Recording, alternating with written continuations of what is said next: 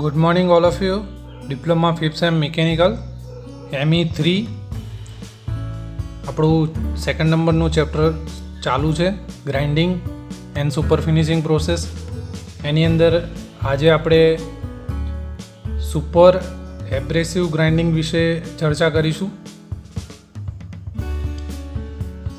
અત્યાર સુધી આપણે જેટલા ગ્રાઇન્ડિંગની વાત કરી કન્વેન્શનલ, તેની અંદર એલ્યુમિનિયમ ઓક્સાઇડ અને સિલિકોન કાર્બાઇડ યુઝ થતું હતું. ઓકે, એબ્રેસિવ તરીકે એલ્યુમિનિયમ ઓક્સાઇડ અને સિલિકોન કાર્બાઇડ આપણે યુઝ કરતા હતા. આ જે સુપર એબ્રેસિવ ગ્રાઇન્ડિંગ છે એની અંદર આપણે ડાયમંડ અને ક્યુબિક બોરોન નાઇટ્રાઇડ, જેને CBN તરીકે ઓળખીએ છીએ, તે યુઝ કરીશું આપણે. હવે એ યુઝ કરીશું આપણે, તેનો આપણને ફાયદો શું થશે? તો આપણે હાર્ડ ગ્રાઇન્ડિંગ, વેરી હાર્ડ મટીરિયલનું આપણે ઇઝીલી કરી શકીશું. ઓકે, અને તમને જે સરફેસ ફિનિશની જે ક્વોલિટી મળશે એ કેવી મળશે? બેટર ક્વોલિટી મળશે, સારી ક્વોલિટી મળશે કમ્પેર ટુ કન્વેન્શનલ. ઓકે, બીજું શું થશે? તો જે ટૂલની જે લાઈફ જે છે એ કેવી હશે? વધારે હશે. ટૂલ લાઈફ કેવી હશે? વધારે હશે. MRR એટલે કે મેટલ રિમૂવિંગ રેટ જે છે એ કેવો હશે? વધુ હશે.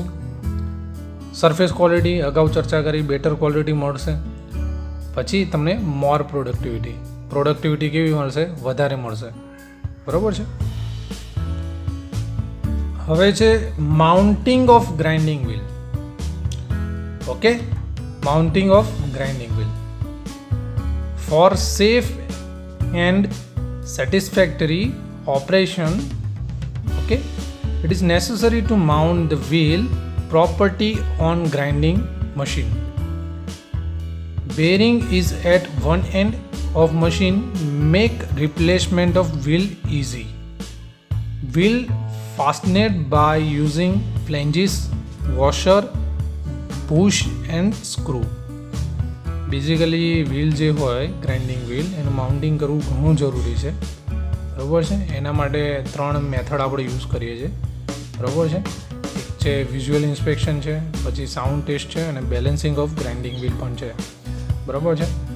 હવે એ માઉન્ટિંગ કરો તો ત્યારે તમે ગ્રાઇન્ડિંગ જે વ્હીલ હોય એનું વિઝ્યુઅલ ઇન્સ્પેક્શન તમે કરો તો તમને જે વ્હીલ જે છે, during this visual inspection wheel free from crack and cut off fragment. બરાબર છે. તમે ડિટરમાઇન કરી શકો કે વ્હીલ કેવું છે, ક્રેક છે કે નહીં. ઓકે, ઇન્સ્પેક્શન દરમિયાન તમે એનું ઇન્સ્પેક્ટ કરી શકો. સાઉન્ડ ટેસ્ટમાં કેવું હોય? તો during the sound test the wheel is held on rod, then wheel is striked by wooden hammer. Okay, wheel ઉપર તમારે વુડન હેમર વડે ફટકો લગાડવો, સ્ટ્રાઇક કરવું. બરાબર છે. અથવા સ્ક્રૂડ્રાઈવર હોય તો એના હેન્ડલ વડે પણ તમે સ્ટ્રાઇક કરી શકો. બરાબર છે. ડિફરન્ટ પ્લેસ, અલગ પ્લેસ છે, એનો રોટેટિંગ થતું હોય અને એનો એંગલ જે છે એ 45 ડિગ્રી છે. બરાબર છે. હવે જે સાઉન્ડ પ્રોડ્યુસ થશે એ કેવો હશે? મેટાલિક સાઉન્ડ હશે. તો મેટાલિક સાઉન્ડ જે છે એ પ્રોડ્યુસ થાય એટલે એનો મતલબ શું છે? ફ્રી ફ્રોમ ડિફેક્ટ, કે એની અંદર કોઈ પણ જાતની ડિફેક્ટ નથી. ડિફેક્ટ એટલે કેવી? ઇન્ટરનલ ક્રેક છે. ઓકે, એ પ્રકારની બધી ડિફેક્ટ. એટલે તમને ખબર પડશે કે ભાઈ આપણું જે વ્હીલ જે છે એ ઓકે છે. ઓકે, થર્ડ છે balancing of grinding wheel. Okay, બેલેન્સિંગની વાત કરીએ તો wheel can rotate without jerk and have good contact of wheel and job surface. Wheel તમારું જે રોટેટ થાય એ કોઈપણ જાતના જર્ક એટલે કે વાઇબ્રેશન વગર. બરાબર છે. અને જે કોન્ટેક્ટ જે હોય વર્કપીસ અને ટૂલ વચ્ચેનો એ પ્રોપર થવો જોઈએ. બરાબર છે. જેથી કરીને તમે પ્રોપર તમારું જે મેટલ રિમૂવ થાય અને તમને પ્રોપર સરફેસ ફિનિશ સારું મળે. ઓકે, વ્હીલ જે છે એ statistically balanced during the test દરમિયાન વ્હીલ જે હોય એ કેવું હોય? Statistically balance. હવે ખૂબ ઇમ્પોર્ટન્ટ ટોપિક છે લોડિંગ એન્ડ ગ્લેઝિંગ. આ જે છે એ both condition due to operating faults. Okay, operating ફોલ્ટ્સના કારણે આ બંને પ્રોડ્યુસ થાય. અને એના કારણે શું થાય તો ઇન્ક્રીઝ ધ વ્હીલ ડાયા જે છે એ વધી જાય એના કારણે. હવે એના કારણે આપણે ડિસ્કસ કરીએ કે લોડિંગ શું છે, ગ્લેઝિંગ શું છે. First of all loading. When opening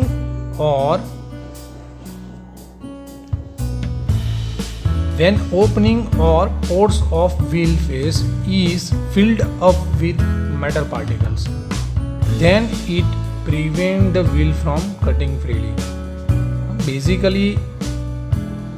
basically આની અંદર શું હોય તો જે તમારું જે ગ્રાઇન્ડિંગ વ્હીલ હોય એમાં જે મેટલના પાર્ટિકલ જે છે એ ફસાઈ ગયા હોય, જે મેટલનું તમે ગ્રાઇન્ડિંગ કરવાનો હોય એ મેટલના જે પાર્ટિકલ હોય એ ગ્રાઇન્ડિંગ વ્હીલમાં એબ્રેસિવ ગ્રેનની વચ્ચે ફસાઈ ગયા હોય, તો એના કારણે શું થશે તો એના કારણે તમારું પ્રોપર ગ્રાઇન્ડિંગ નહીં થઈ જાય.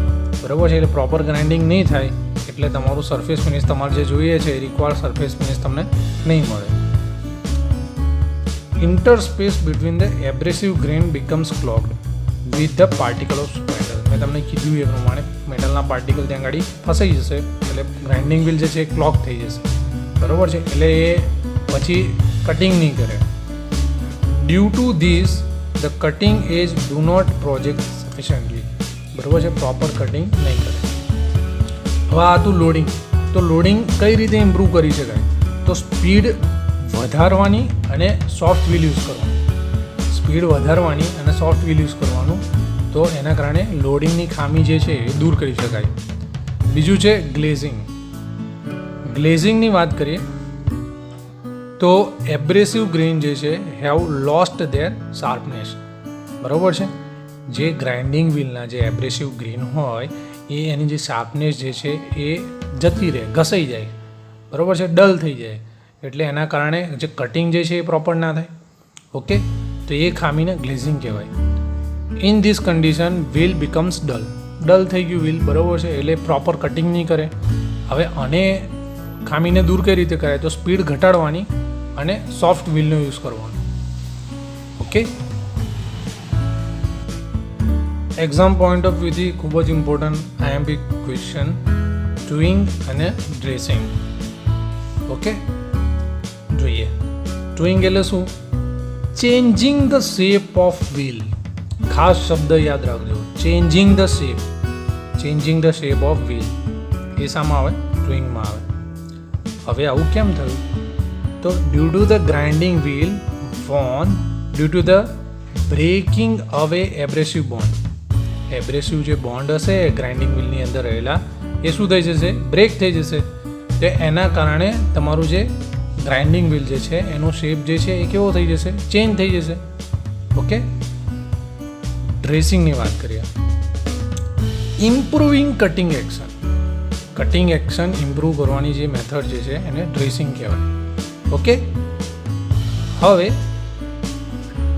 બંનેનું કમ્બાઈન આપણે જોઈએ તો tool use for drawing and dressing. આ બંને માટે જે ટૂલ યુઝ થશે એને ડ્રેસર્સ કહેવાશે. અને શું કહેવાશે? ડ્રેસર્સ કહેવાશે. એના ટાઈપ છે મેટલ ક્રશર, એબ્રેસિવ સ્ટ્રીક વ્હીલ અને ડાયમંડ ક્રશર. આ ટોપિકમાં આટલું જ આપણે ધ્યાનમાં રાખવાનું છે. બરાબર છે. ઓકે. કોઈ ક્વેરી હોય તો તમે કોમેન્ટ બોક્સમાં ક્વેશ્ચન પૂછી શકો છો. Okay. Good bye. Thank you.